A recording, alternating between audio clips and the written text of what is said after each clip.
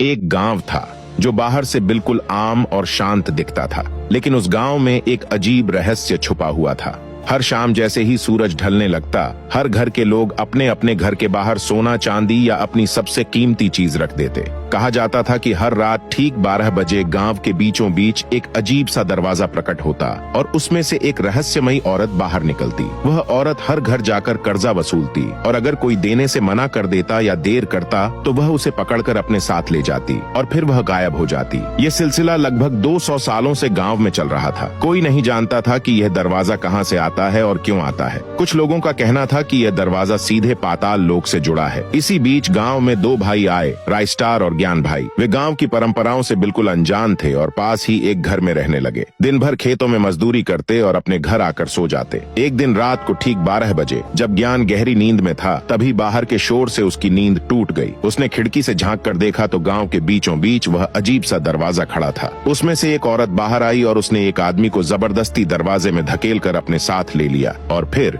वह दरवाजा वहीं से गायब हो गया। ये सब देखकर ज्ञान का खून जम गया। ये उसके जीवन में पहली बार था जब उसने ऐसी घटना देखी। सुबह होते ही उसने सारी बात राइस्टार को बताई। राइस्टार यह सुनकर हैरान रह गया और बोला, भाई आज रात हम दोनों जाग कर देखेंगे, हो सकता है ये सिर्फ भ्रम हो। शाम होते ही गांव में अफरा तफरी मच गई। लोग अपने अपने घरों के बाहर सोना चांदी रखने लगे। राइस्टार यह सब देखकर हैरान था कि लोग आखिर ऐसा क्यों कर रहे हैं। रात के ठीक 12 बजे राइस्टार और ज्ञान भाई दोनों खिड़की से देखने लगे। अचानक गांव के बीचों बीच वह दरवाजा प्रकट हुआ और उसमें से वही रहस्यमयी औरत बाहर आई। यह देखकर राइस्टार का दिल दहल गया। वह औरत घर घर जाकर सोना चांदी इकट्ठा करने लगी। कुछ देर बाद वह ज्ञान के घर के सामने भी पहुंच गई। ज्ञान समय पर कर्जा नहीं रख पाया था। औरत गुस्से में आ गई और जोर जोर से दरवाजा पीटने लगी। ज्ञान जैसे ही बाहर आया, वह औरत अजीब शब्द बोलने लगी जो ज्ञान को समझ नहीं आए। डर के मारे ज्ञान कांपने लगा। तभी औरत ने उसे पकड़ लिया और अपने साथ उस दरवाजे में ले गई और फिर वह गायब हो गई। कुछ ही पलों बाद वह दरवाजा भी गायब हो गया। राइस्टार पास खड़ा सब कुछ देख रहा था, लेकिन कुछ कर नहीं पाया। सुबह होते ही राइस्टार सीधा साधु बाबा के पास पहुंचा और बोला, बाबा